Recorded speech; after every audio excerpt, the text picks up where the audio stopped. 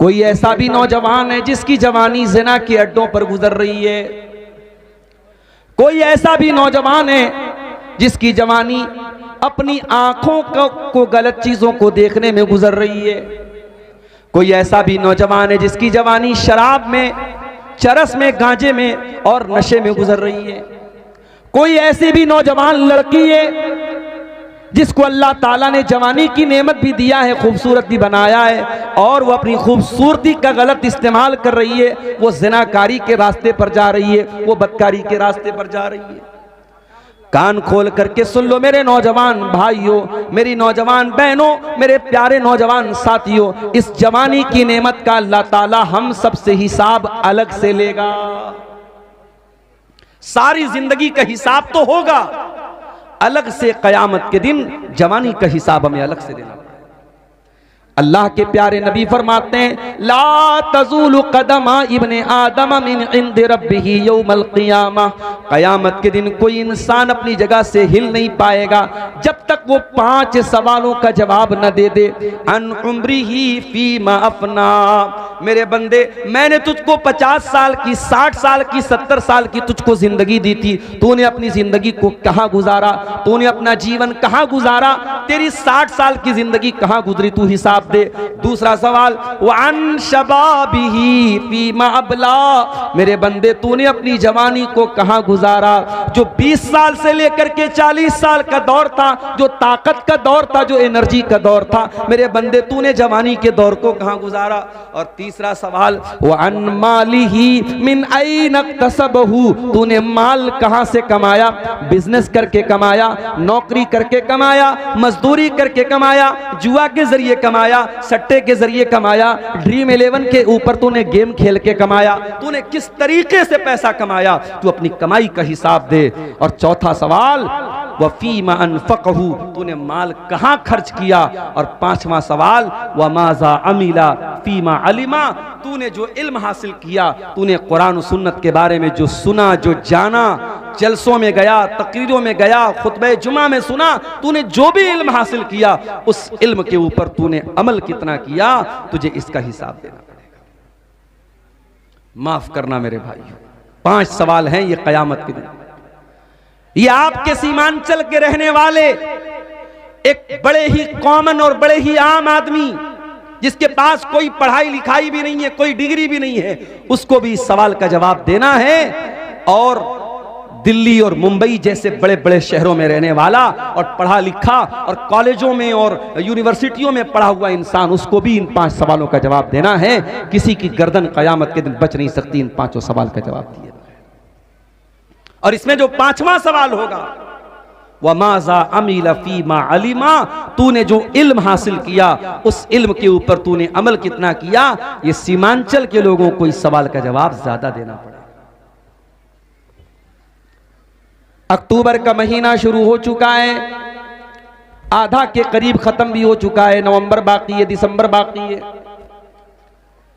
मैं तो बनारस में रहने वाला, मुलाजमत के साथ, नौकरी के साथ जुड़ा हुआ इंसान हूं, लेकिन हमारे जो बंगला वक्ता आते हैं, मैं उनसे पूछता हूं, वो बताते हैं, मौलाना एक दिन भी हमारी डायरी खाली नहीं है। अक्टूबर के पूरे महीने में उनके प्रोग्राम, नवंबर के पूरे महीने में उनके प्रोग्राम, दिसंबर के पूरे महीने में उनके प्रोग्राम। पूछो कहां प्रोग्राम हो रहे हैं? कहेंगे सीमांचल में, किशनगंज में प्रोग्राम हो रहे हैं, अररिया में प्रोग्राम हो रहे हैं, फारबिसगंज में प्रोग्राम हो रहे हैं, पूर्णिया में प्रोग्राम हो रहे हैं, कटिहार में प्रोग्राम हो रहे हैं। आपके इसी सीमांचल के क्षेत्र में 3 महीने कंटिन्यू प्रोग्राम के बावजूद आज हालात ये हैं। आपके गांव में आया, दिलावर भाई ने मुझको बताया, मौलाना जब आप तकरीर कीजिएगा जरा इस पर भी बोलिएगा कि लोग नमाज नहीं पढ़ते हैं। जरा इस पर भी तकरीर कीजिएगा, नौजवान चरस और गांजा के नशे में गिरफ्तार है। जरा इस पर भी बोलिएगा, लड़कियां पर्दा नहीं करती हैं। बेहयाई, बेपर्दगी और ज़िनाकारी और बदकारी बड़ी तेजी से समाज में फैल रही है।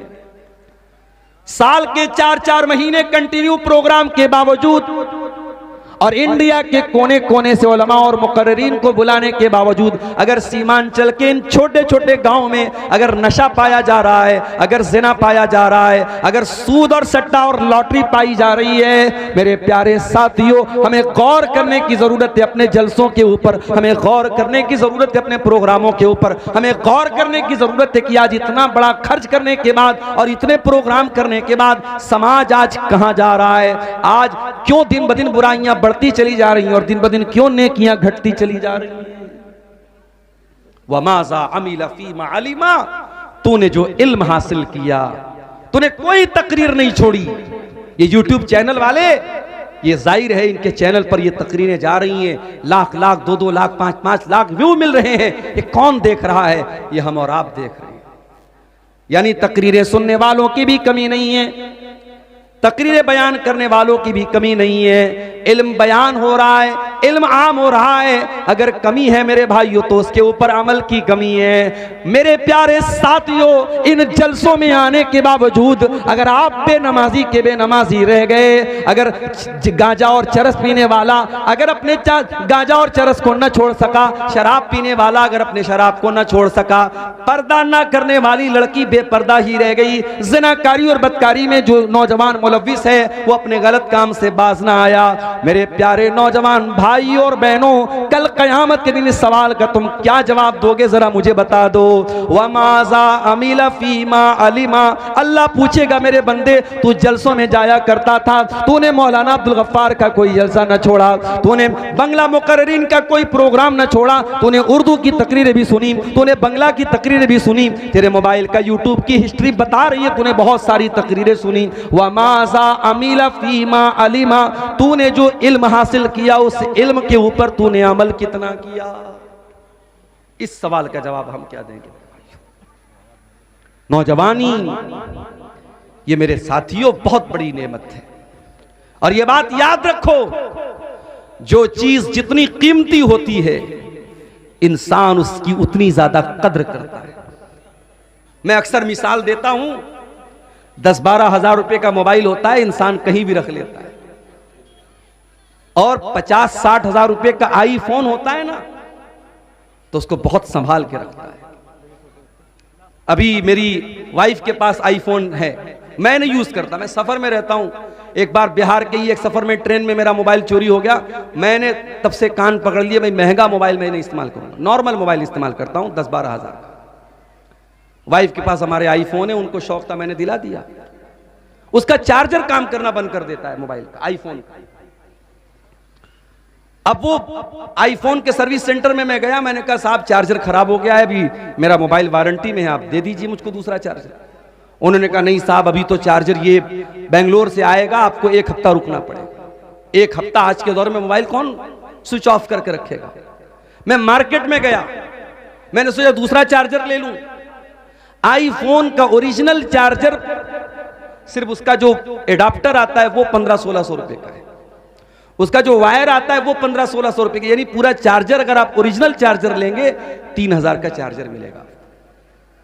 मैंने घर आके अपनी वाइफ से कहा कि और लो आईफोन, चार्जर खराब हो गया, अब चलो 3000 रुपया खर्च करके नया चार्जर तुमको दिलाऊं। लोकल चार्जर भी आप लेने जाएंगे आईफोन का 500-600 रुपए से कम का नहीं मिलेगा, जबकि दूसरे मोबाइल का आपको 100 रुपए में 150 रुपए में आसानी से मिल जाएगा। तो जो चीज जितनी कीमती होती है उसका मेंटेनेंस भी उतना कीमती होता है। जवानी कीमती है तो जवानी का मेंटेनेंस भी कीमती है मेरे भाई। बूढ़ा इंसान है, उसके सामने से कोई खूबसूरत लड़की गुजरी, उसको अपनी आंखों पर कंट्रोल करना मुश्किल नहीं है, वो बूढ़ा हो चुका है, उसकी उम्र निकल चुकी है, उसके जज्बात ठंडे पड़ चुके हैं। लेकिन आप नौजवान हैं, 20 साल 22 साल 25 साल आपकी उम्र है, आप मार्केट में जा रहे हैं और आपके सामने से कोई बेपर्दा लड़की घूम रही है, तो फिर आपको अपनी आंखों पर कंट्रोल करने के लिए अपने दिल को अल्लाह के डर से आबाद करना पड़ेगा। बूढ़ा इंसान है, फजर की अजान हो रही है, अस्सलातु खैरुम मिनन नौम की आवाज आ रही है, जल्दी से नींद खुल जाती है, बिस्तर छोड़ता है, वजू करता है, मस्जिद में आ जाता है।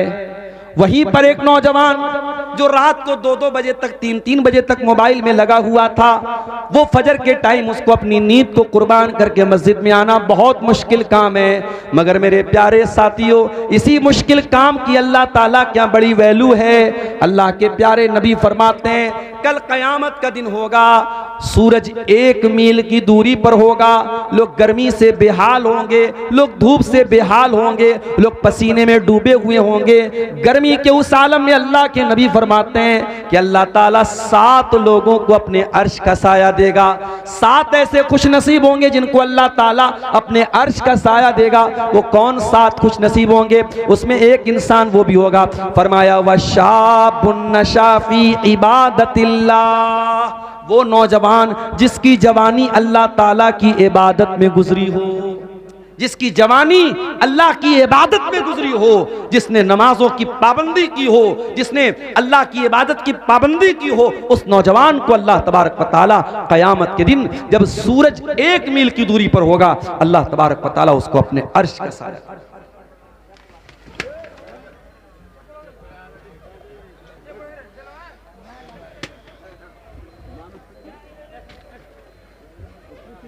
कोई बात नहीं, पीछे वो बैलून वगैरह लगे हुए हैं, वही फूट गए होंगे, कोई मसला नहीं, छोड़िए। तो मेरे भाइयों, जवान इंसान का इबादत में अपने आप को लगाना ये आसान काम नहीं है, मुश्किल काम है। और इस मुश्किल काम को करने का सवाब क्या है? अल्लाह के प्यारे नबी फरमाते हैं, वशाबुन नशा फी इबादतिल्लाह, वो नौजवान जिसकी जवानी अल्लाह की इबादत में गुजरी। आज हमारा नौजवान कहां जा रहा है? आज मस्जिदों में जाकर के आप देख लें, जलसा हो रहा है, प्रोग्राम हो रहा है। फजर की नमाज में आप इसी इलाके की मस्जिद में जाकर के देख लें, आपको बहुत कम नौजवान मिलेंगे जो फजर की नमाज जमात के साथ पढ़ते हैं। अभी मेरे पास एक लड़के का फोन आया, झारखंड का रहने वाला लड़का, मेडिकल की तैयारी कर रहा है कोटा के अंदर। हम जानते हैं कोटा, बस कीजिए, अब थोड़ा शांति बनाए रखिए ना, डिस्टर्ब मत कीजिए। कोटा राजस्थान का एक बड़ा मशहूर शहर है, मेडिकल की तैयारी होती है वहां, पूरे इंडिया से लड़के लड़कियां वहां जाके मेडिकल की तैयारी करते हैं। मेरे पास फोन आया, लड़का रहने वाला कहां का है? झारखंड का, पाकुड़ का। कल शाम की बात बता रहा हूं आपको, मैं इलाहाबाद में था, बनारस से 100 किलोमीटर दूर। उसका फोन आया मेरे पास, उसने कहा मौलाना साहब एक बात आपसे कहनी है। मैंने कहा बताइए क्या बात है? उसने कहा मौलाना साहब मैं कोटा में मेडिकल की तैयारी करने आया हूं। मैंने 6 महीना पहले एक लड़की को देखा, वो लड़की सर से पैर तक नकाब में रह करके मेडिकल की तालीम हासिल कर रही थी। मैं बहुत खुश हुआ, चलो इस बेहयाई के दौर में हमारी कोई मुसलमान बहन है जो पर्दे के अंदर रह करके डॉक्टरी की तालीम हासिल कर रही है, मेडिकल की तालीम हासिल कर रही है। मौलाना साहब, उसी लड़की को 6 महीना पहले मैंने मुकम्मल नकाब में और पर्दे में मेडिकल की तालीम हासिल करते हुए और कोचिंग करते हुए देखा था। और अब जो बात मैं आपको बता रहा हूं, वो लड़का मुझसे फोन पर कहता है मौलाना मैं ये बात इस जज्बे के साथ कह रहा हूं कि मेरा दिल खून के आंसू रो रहा है।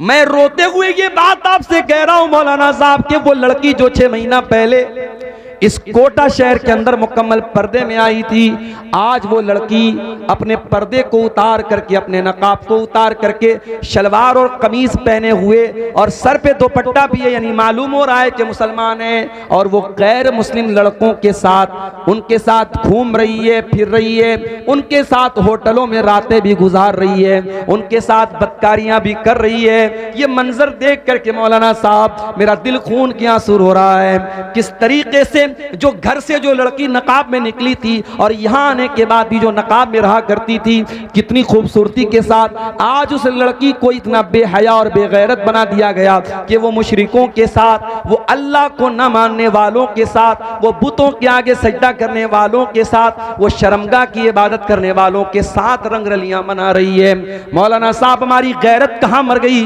वो नौजवान रो रहा है और फोन पर मुझको ये मामला बता रहा है और कह रहा है कि आप मुझे बताइए कि मैं क्या करूं। मैंने कहा मेरे भाई, जो बात तुम मुझे बता रहे हो ये कोई नई बात नहीं है। तुमने एक मिसाल देखी है, इस तरीके की सैकड़ों मिसालें हर शहर में आज मौजूद है। कोई मुसलमानों की बस्ती और मुसलमानों का इलाका खाली नहीं है जहां ये वबा और ये जरासीम जहां न पहुंच चुके होंगे। कल तक दिल्ली से खबरें आती थी, मुंबई से, कलकत्ता से खबरें आती थी, मुसलमान लड़की गैर मुस्लिम के साथ भाग गई, काफिर हो गई, मुर्तद हो गई। अब कटिहार से भी खबरें आना शुरू हो गई हैं। अब पूर्णिया और किशनगंज से भी हालात और वाकयात मिलने लगे। अब बनारस और मऊ से भी वाकयात मिलने लगे। अब छोटे छोटे शहरों से भी ये वाकयात मिलने लगे। आज मुसलमान लड़कियां गैर मुस्लिमों के साथ बाकायदा मुर्तद हो रही हैं, इस्लाम को छोड़ रही हैं और उनके मजहब में दाखिल हो। मेरे प्यारे भाइयों, इस्लामी तारीख में ऐसा दौर कभी नहीं देखा गया। इस्लाम इतना हकीर तो कभी न था, ईमान इतना सस्ता तो कभी न था कि किसी के आई लव यू बोल देने पर एक लड़की अपने ईमान को कुर्बान कर दे, किसी के मोहब्बत के दो मीठे बोल सुन करके एक लड़की अपने इस्लाम को छोड़ दे। ये दौर आज हम बदनसीबों को देखना पड़ रहा है। मेरे प्यारे भाइयों, हमने तो तारीख में पढ़ा था जब सलाहुद्दीन अय्यूबी रहमतुल्लाह अलैह अपने फौजियों के साथ जब यहूदियों का मुकाबला कर रहे थे, जब बैतुल मुक़द्दस को यहूदियों के कब्जे से और सलीबियों के कब्जे से वो छुड़ा रहे थे, तो एक ऐसा दौर भी आया था कि यहूदियों ने अपनी लड़कियों को भेजा था और उन लड़कियों ने मुसलमान फौजियों को बाकायदा ऑफर किया था, अपने कपड़े को उतार करके अपने जिस्म को बरहना करके उन मुसलमान फौजियों का ईमान खरीदने की कोशिश की थी। मगर सलाहुद्दीन अय्यूबी रहमतुल्लाह अलैह के वो फौजी उन लड़कियों के बरहना जिस्म को देखने के बावजूद नहीं पिघले। उन्होंने कहा नहीं नहीं, ऐ यहूदी औरतों, हम तुम्हारे दामे फरेब में फंसने वाले नहीं हैं, हम तुम्हारे जाल में फंसने वाले नहीं हैं, हम तुम्हारे चक्कर में आने वाले नहीं हैं। हम अल्लाह के लिए और हम इस्लाम के लिए ये काम कर रहे हैं। और जब तक उन्होंने बैतुल मुक़द्दस को यहूदियों के और सलीबियों के कब्जे से रिहा न कर लिया, तब तक उन्हें चैन की नींद ना आई। हमने तो वो दौर देखा था मेरे भाई। हमारी तारीख तो ऐसी रही है कि हजरते सुमैया रजी अल्लाह ताला अन्हा अपने जवान बेटे के सामने और अपने शौहर के सामने जब उनको जंजीरों में जकड़ दिया गया और अबू जहल ने धमकी दी कि ऐ सुमैया, सुमैया कोई जवान औरत नहीं है, 50-55 साल की बूढ़ी औरत है। अबू जहल कहता है सुमैया, अगर तूने मोहम्मद का दीन नहीं छोड़ा, तूने इस्लाम नहीं छोड़ा, हम तेरे जवान बेटे के सामने तुझे बरहना कर देंगे, तुझे नंगा कर देंगे, तेरे बदन के कपड़े छीन लेंगे। सुमैया रजी अल्लाह ताला अन्हा मुसलमान थी, औरत थी, एक माँ भी थी। एक माँ के लिए इससे बढ़ के शर्म की और गैरत की बात क्या होगी, उसके जवान बेटे के सामने माँ को नंगा कर दिया जाए। मगर सुमैया, तेरे ईमान का क्या कहना, तेरी इस्तिकामत का क्या कहना, तेरे दीन का क्या कहना। सुमैया ने अपने जवान बेटे के सामने नंगा हो जाना गवारा कर लिया मेरे प्यारे साथियों। मगर सुमैया ने ईमान से कॉम्प्रोमाइज नहीं किया, इस्लाम से कॉम्प्रोमाइज नहीं किया। चश्मे फलक ने वो मंजर भी देखा, सुमैया के बदन से कपड़े उतार लिए गए, सुमैया को नंगा कर दिया गया, जवान बेटे के सामने उसकी मां को नंगा कर दिया गया।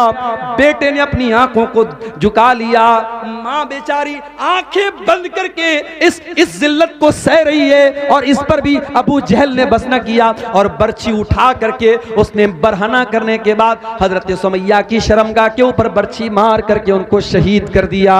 ओ लोगो, इस्लाम की राह में पहला खून बहाने वाली अगर कोई खातून है, जाओ मैं आपकी जनरल नॉलेज में इजाफा कर देता हूं कि इस्लाम के लिए पहली शहादत हासिल करने वाली अगर कोई खातून है, उनका नाम हजरत सुमैया बिन्त खय्यात है, जो अम्मार की माँ है, जो यासिर की बीवी है। ओ लोगों, हमने तो वो इतिहास देखा था, हमने तो वो तारीख देखी थी। आज हम तारीख के कौन से दौर में आ गए कि आज मुसलमान लड़की अपने ईमान को छोड़ करके एक मुशरिक के साथ रंगरलियां मना रही है, इस्लाम को छोड़ रही है, ईमान को छोड़ रही है, दीन को छोड़ रही है। सुमैया के बदन से कपड़े उतार लिए गए, सुमैया को नंगा कर दिया गया, जवान बेटे के सामने उसकी मां को नंगा कर दिया गया। बेटे ने अपनी आंखों को झुका लिया, माँ बेचारी आंखें बंद करके इस जिल्लत को सह रही है, और इस पर भी अबू जहल ने बस न किया और बर्छी उठा करके उसने बरहना करने के बाद हजरत सुमैया की शर्मगाह के ऊपर बर्छी मार करके उनको शहीद कर दिया। ओ लोगों, इस्लाम की राह में पहला खून बहाने वाली अगर कोई खातून है, जाओ मैं आपकी जनरल नॉलेज में इजाफा कर देता हूं कि इस्लाम के लिए पहली शहादत हासिल करने वाली अगर कोई खातून है, उनका नाम हजरत सुमैया बिन्त खय्यात है, जो अम्मार की माँ है, जो यासिर की बीवी है। ओ लोगों, हमने तो वो इतिहास देखा था, हमने तो वो तारीख देखी थी। आज हम तारीख के कौन से दौर में आ गए कि आज मुसलमान लड़की अपने ईमान को छोड़ करके एक मुशरिक के साथ रंगरलियां मना रही है, इस्लाम को छोड़ रही है, ईमान को छोड़ रही है, दीन को छोड़ रही है। क्या हमें नहीं मालूम? इस्लाम से बड़ी मेरे भाइयों कोई नेमत नहीं है, इस्लाम से बड़ी कोई नेमत नहीं है। हम फकीरों के पास दुनिया में कुछ ना हो, रहने को ढंग का मकान ना हो, खाने को ढंग का खाना ना हो, पीने को पानी ना हो, रहने को छत ना हो, अगर हमारे पास ईमान है, कल कयामत के दिन अल्लाह पूछेगा क्या लेके आए?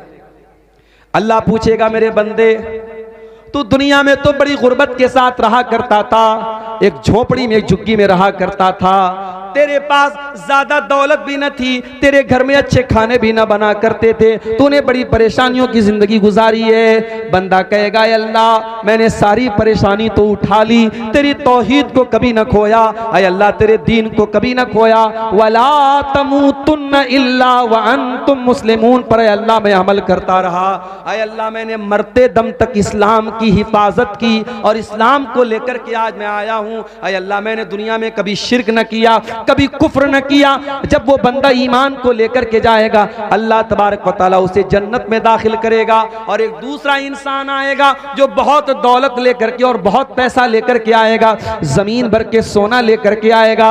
अल्लाह पूछेगा क्या तू ईमान लेकर के आया? बंदा कहेगा अल्लाह मेरे पास ईमान की दौलत नहीं है, मैं इस्लाम नहीं लाया, मैं काफिर हो गया, मैं मुशरिक हो गया, मैं मुर्तद हो गया। अल्लाह कुरान में कहता है इन्नल्लज़ीना कफरू व मातू व हुम कुफ्फार, जो ईमान के बगैर दुनिया से चले जाएंगे, जो कुफ्र की हालत में दुनिया से चले जाएंगे, फलन युक़बला मिन अहदिहिम मिलउल अर्दि ज़हबा, वो जमीन भर के सोना भी अगर लेके आ जाएं, उनका जमीन भर के सोना भी अल्लाह क्या कबूल नहीं किया जाएगा। आज के नौजवान को तो मालूम ही नहीं है इस्लाम किसको कहते हैं, तौहीद किसको कहते हैं। क्रिसमस आता है, ये बेचारा सोशल मीडिया पर अपने आप को भाईचारा दिखाने के लिए ये लिखता है मैरी क्रिसमस। कोई गैर मुस्लिम का त्योहार आता है, ये शुभकामनाएं देता है, ये शिर्क और कुफ्र के कामों पर मुबारकबाद देता है। मेरे प्यारे साथियों, शराबी शराब पीता है, गलत काम करता है, जिनाकार जिना करता है, गलत काम करता है, नशा करने वाला नशा करता है, गलत काम करता है, चोरी करने वाला चोरी करता है, गलत काम करता है, मगर शिर्क से बड़ा कोई पाप नहीं है, शिर्क से बड़ा कोई गुनाह नहीं है। अल्लाह की धरती पर रहकर, अल्लाह का दिया हुआ खाकर, अल्लाह की ऑक्सीजन में सांस लेकर, अल्लाह की जमीन में रह करके इंसान जब अल्लाह के साथ शिर्क करता है, इतना बड़ा पाप है, अल्लाह इस पाप को कभी माफ नहीं करेगा। वो अल्लाह जो गफूरुर रहीम है, जो माफ कर देने वाला, बहुत क्षमा कर देने वाला है, वो अल्लाह कुरान में कहता है इन्नल्लाह ला यगफिरु अन युशरक बिही व यगफिरु मा दून ज़ालिका लिमन यशा। ऐ मेरे बंदो, तुम शिर्क करोगे तो हम तुम्हारे शिर्क को माफ नहीं करेंगे, शिर्क के अलावा तुम कोई और गुनाह करोगे हम माफ कर सकते हैं, मगर शिर्क हमारी बारगाह में माफ नहीं होगा, शिर्क अल्लाह ताला माफ नहीं करेगा। आज हमारे बहुत सारे मुसलमान भाई भी शिर्क कर रहे हैं। अभी एक त्योहार आया था जिसको त्योहार बना दिया गया 11वीं शरीफ। जानते हो ये 11वीं शरीफ का त्योहार क्या होता है? पता नहीं, आपके सीमांचल में तो ये त्योहार मनाने वाले हमारे भाई नहीं है। बनारस और मऊ में आप आके देखें, हमारे बहुत सारे भाई 11वीं शरीफ मना रहे हैं। क्या करते हैं उस दिन अच्छी अच्छी चीजें खाने पकाने की बनाते हैं और उस पर मन्नत मानते हैं। किसके नाम की? शेख अब्दुल कादिर जिलानी रहमतुल्लाह अलैह, जो बहुत बड़े अल्लाह के नेक बंदे थे, उनके नाम पे बिरयानी बन रही है, उनके नाम पे खिचड़ा बन रहा है, उनके नाम पे चीजें बन रही हैं और उनके नाम से गरीबों में बांटी जा रही हैं। मेरे प्यारे साथियों, अल्लाह कुरान में जब हराम चीजों की लिस्ट बयान करता है तो क्या कहता है, इन्नमा हर्रमा अलैकुमुल मैतता वद्दमा वलहमल खिंजीर। अल्लाह तुम पर हराम कर रहा है किस चीज को, मुर्दार को और सूअर के गोश्त को, वमा उहिल्ला लिगैरिल्लाह, और जिस चीज पर अल्लाह के सिवा किसी और का नाम लिया जाए, जिस बकरे को अल्लाह के सिवा किसी और के नाम से ज़बह किया जाए, जिस खाने को अल्लाह के सिवा किसी और के नाम से उसको चढ़ावा चढ़ाया जाए, मन्नत मानी जाए, वो सूअर के गोश्त की तरह हराम है, वो मुर्दार की तरह हराम है। आज कितने नौजवान हैं जो ये तमाम चीज़ें खा रहे हैं। अभी मेरे पास भी व्हाट्सएप पर मैसेज आता है, मौलवी साहब फला जगह से मुझे ऐसी चीज मिली है जो किसी बुत के ऊपर चढ़ाई गई थी। चूंकि ऑन द रिकॉर्ड बात कर रहा हूं मैं, वो अल्फाज इस्तेमाल नहीं कर रहा हूं। किसी बुत के ऊपर कोई चीज चढ़ाई गई है और वो चीज ला करके हमें दी गई, तो क्या हम उसे खा सकते हैं? ये आज मुसलमान पूछ रहा है। वो मुसलमान जो कुरान की आयत पढ़ता है कि अल्लाह सूअर और मुर्दार के साथ उस चीज का जिक्र कर रहा है जिस पर गैरुल्लाह का नाम लिया गया। तो मेरे नौजवान साथियों, पहले अपने अकीदे की फिक्र करो, अपनी तौहीद की फिक्र करो और आगे बढ़िए। हमारे नौजवानों में एक बहुत बड़ी खराबी जो पैदा होती चली जा रही है। हमारे बहुत सारे नौजवानों की जिंदगी का मकसद सिर्फ पैसा कमाना, इंजॉय करना, खाना पीना, घूमना फिरना बन गया है। जिंदगी का 3 मकसद है, इंजॉय करो, खाओ पियो, इंजॉय करो। मेरे प्यारे साथियों, अगर जिंदगी का यही 3 मकसद है, खाओ पियो और इंजॉय करो, तो फिर हमारे और जानवरों के बीच में क्या फर्क है? अल्लाह ने हमें इंसान क्यों बनाया? अल्लाह ने कुत्ता और सूअर नहीं बनाया, इंसान बनाया है। और जब इंसान बनाया है तो अपने क्रिएशन और अपनी पैदाइश के मकसद को समझो। अल्लाह कुरान में कहता है, वमा खलक़तुल जिन्न वल इंसा इल्ला लियाबुदून। मेरे बंदों, मैंने जिन्नात को और इंसानों को अपनी इबादत के लिए पैदा किया है। हम और आप पैदा हुए हैं अल्लाह की इबादत के लिए। अल्लाह ने पैदा किया है ताकि हम उसकी इबादत करें। और माफ करना, इबादत का जब नाम आता है तो हमारे दिमाग में क्या आता है? नमाज, हमारे दिमाग में आता है रोजा, हमारे दिमाग में आता है ज़कात, हमारे दिमाग में आता है हज। माफ करना, आप अपनी बीवी का हक अदा करते हैं, बच्चों का हक अदा करते हैं, हलाल रोजी कमाने के लिए धक्के खाते हैं, हलाल रोजी कमाने के लिए सफर करते हैं। आपका कारोबार भी इबादत है, आपका बीवी बच्चों का हक अदा करना की भी इबादत है। आप अल्लाह की मर्जी के मुताबिक जो भी काम करते हैं वो इबादत में आएगा। और अल्लाह ने इसी इबादत के लिए हमें और आपको पैदा किया है। दुनिया का दस्तूर है, जो चीज अपना मकसद पूरा नहीं करती उसे यूजलेस बना करके फेंक दिया जाता है। ये माइक मेरे सामने रखा है, ये माइक काम ना करे मैं हटा के फेंक दूंगा इसको। ये सामने कैमरे लगे हुए हैं, या अगर ये कैमरा काम करना बंद कर दे, मोबाइल डेड हो जाए, तो बिला वजह कोई इसको स्टैंड में लगा के सामने नहीं रखेगा। भाई अब कैमरा काम नहीं कर रहा है, डेड हो गया, फोन डिस्चार्ज हो गया, फौरन हटा के खत्म कर देगा। दुनिया का दस्तूर है मेरे भाई, जो चीज अपना काम करना बंद कर देती है उसे हम डस्टबिन में डाल देते हैं।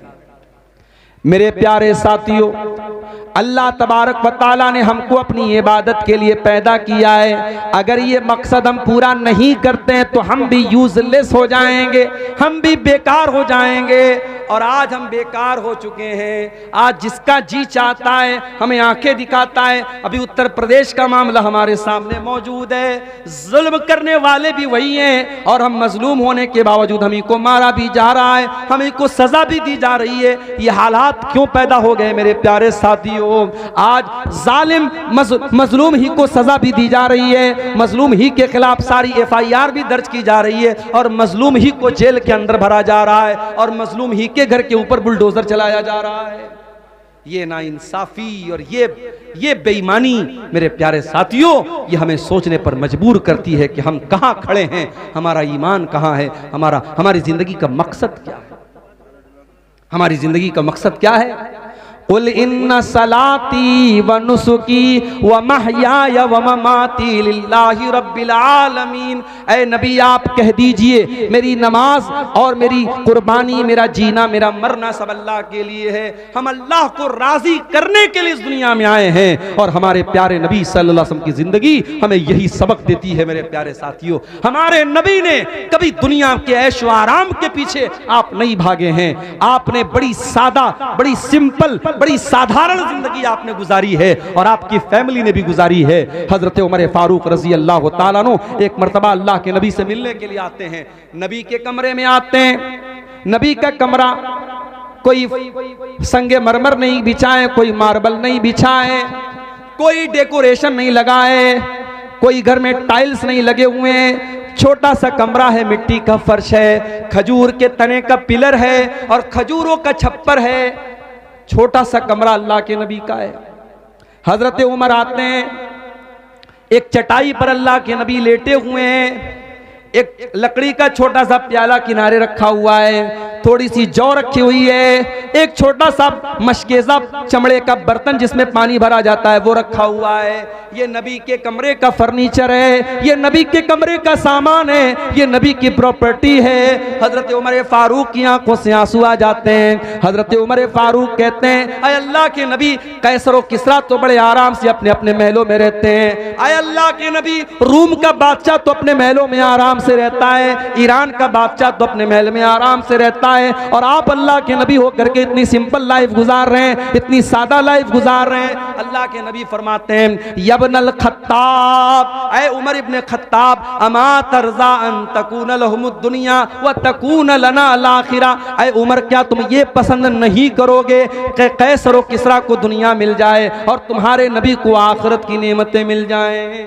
हमारे नबी ने हमेशा आखिरत को अपने सामने रखा है मेरे भाई। लेकिन हम और आप दुनिया के लिए हाय दुनिया, हाय दुनिया, हमारे जीने मरने का मकसद क्या है? सिर्फ दुनिया। जबकि हम जानते हैं इस दुनिया की हकीकत क्या है। अल्लाह के नबी फरमाते हैं, लौ कानत दुनिया तादिलु इंदल्लाहि जनाह बऊज़तिन मा सकल्लाहु मिन्हा काफिरा। अगर दुनिया की हकीकत अल्लाह के नजदीक अगर मच्छर के पर के बराबर भी होती तो अल्लाह किसी काफिर को एक घूंट पानी भी न देता। अल्लाह इस दुनिया में काफिर को, शराबी को, जानी को, बदकार को, हरामखोर को, सबको खिला रहा है, सबको पिला रहा है। इसका मतलब कि एक मच्छर के पर के बराबर भी अल्लाह के नजदीक दुनिया की हैसियत नहीं। और आगे बढ़िए, यही वो दुनिया है जिसको कमाने के लिए आज हमारा नौजवान हराम रास्ते अपना रहा है, लॉटरी खरीद रहा है, जबकि उसको मालूम है कि उसके मजहब में लॉटरी हराम है। सूद खा रहा है, जबकि उसको पता है कि मेरे मजहब में सूद इतना बड़ा गुनाह, इतना बड़ा गुनाह है। अल्लाह के नबी फरमाते हैं कि सूद के 70 से ज्यादा दर्जे हैं, जिसमें सबसे हल्का दर्जा यह है, अय्यन की हर रजुल उम्महू, के इंसान अपनी सगी माँ के साथ जिना करे। सगी माँ के साथ जिना करने से बड़ा गुनाह है सूद खाना। हमारा नौजवान आज सूद खा रहा है। मेरे पास इसी बिहार से, मधुबनी साइड से फोन आया एक नौजवान लड़के का जो अपनी बहन का इलाज कराने के लिए परेशान था। उसने कहा, मौलाना साहब मेरी बहन बहुत बीमार है, इलाज कराना चाहता हूं, कुछ मदद कर दीजिए। मैंने कहा, मेरे भाई मैं तो तुम्हारे गांव में गया हूं, बड़े पैसे वाले लोग हैं तुम्हारे गांव में, तो अपने गांव के किसी आदमी से कहो कर्जा ले लो, मदद मांग लो, कर्जा ले लो। उसने कहा, मौलाना साहब मेरे गांव में बहुत मुसलमान पैसे वाले हैं, मुझको कर्जा भी देने को तैयार हैं, मगर मैं कर्जा लेने को तैयार नहीं हूं। मैंने कहा, क्यों? उसने कहा, वो कर्जा जो मुझको देंगे, अगर 1 लाख देंगे तो उनको 1,10,000 चाहिए, वो 1 लाख देंगे तो उनको 1,20,000 चाहिए, वो कर्जा देंगे तो ब्याज पर देंगे, सूद पर देंगे, और मैं सूद देना नहीं चाहता। ये हालात आज मुसलमान कौम के हैं, जिनके मजहब में यह सिखाया गया कि कर्जा के ऊपर कोई प्रॉफिट नहीं कमा सकते। अगर आप किसी को 100 रुपया कर्जा देते हैं और ये तय करके देते हैं कि वो 100 का 110 देगा, हराम है, वो 10 रुपया ब्याज है, सूद है, इंटरेस्ट है। अगर आप किसी को 100 रुपया कर्जा देते हैं और ये तय करके देते हैं कि वो 100 रुपया कर्जा आपको लौटाएगा और साथ में आपको चाय पिलाएगा, तो वो चाय भी आपके लिए क्या हो रहा है भाई? काहे डिस्टर्ब कर रहे हो? फोड़ दो ना सारे गुब्बारे एक साथ फोड़ दो भाई, बार बार क्यों डिस्टर्ब कर रहे हो?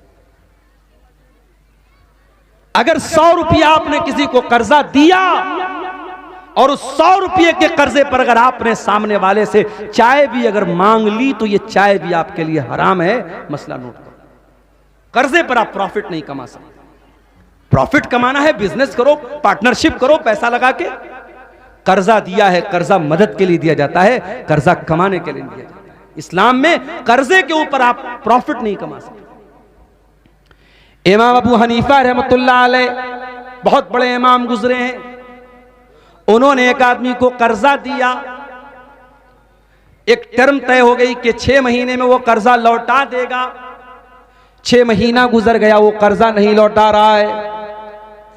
वो टेलीफोन का जमाना नहीं था, मोबाइल का जमाना नहीं था, वरना आज तो लोग व्हाट्सएप कर दें, कॉल कर दे कि भाई मेरा पैसा लौटा दो।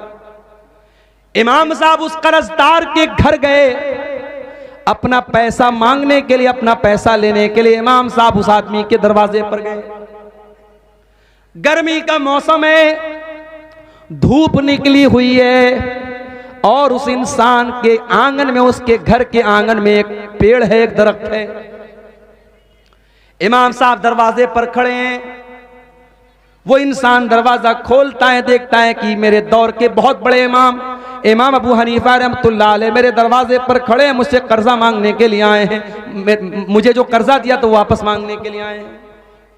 उसने कहा इमाम साहब बहुत धूप है, आप बाहर क्यों खड़े हैं? आप मेरे घर के अंदर तशरीफ लाइए और इस पेड़ के साए में आकर के, इसकी छाया में आकर के आप ठंडक हासिल कर लीजिए।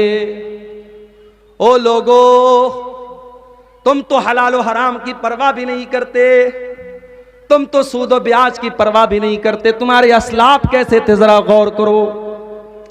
इमाम अबू हनीफा रहमतुल्लाह अलैह जवाब देते हैं कि ऐ मेरे भाई, मैंने तुमको कर्जा दिया है और मैं अपना कर्जा वापस मांगने आया हूं। अगर मैं तुम्हारे घर के आंगन में लगे इस पेड़ की छाया भी हासिल कर लूंगा तो मुझे डर है इस बात का कि कहीं ये भी इंटरेस्ट में शामिल ना हो जाए, कहीं ये भी ब्याज में शामिल ना हो जाए। मुझे इस बात का डर है कि मैं चूंकि तुमको कर्जा दिया है, ऐसे आया होता, मेहमान के तौर पे आया होता, तुम्हारे घर बैठ के एक गिलास पानी भी पी लेता, मगर मैं कर्जा मांगने आया हूं, अपना कर्जा वापस मांगने आया हूं। और अगर आज मैं तुम्हारे पेड़ के नीचे मैंने छाया हासिल कर ली तो मुझे इस बात का डर है कि कहीं ये भी हराम ना हो जाए, ये भी सूद में शामिल ना हो जाए। मेरे प्यारे साथियों, इस्लाम इस कदर सेंसिटिव दीन है। इस्लाम हमें एक दूसरे की मदद करना सिखाता है, एक दूसरे की मजबूरी से फायदा उठाने की तालीम इस्लाम नहीं देता। इतना बड़ा सीमांचल का इलाका है, बड़ी बड़ी संस्थाएं आपने बनाई हैं, क्यों नहीं आपने एक छोटा सा बैतुल माल बनाया?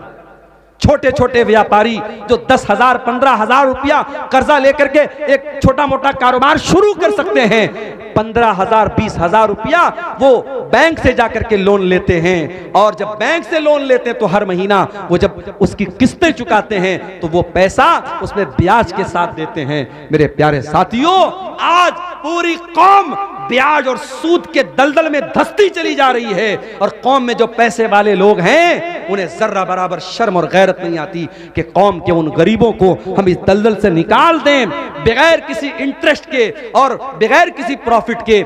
नॉन प्रॉफिटेबल आप कर्जों को दीजिए मेरे भाइयों, ताकि समाज को सूद और ब्याज से बचाया जा सके।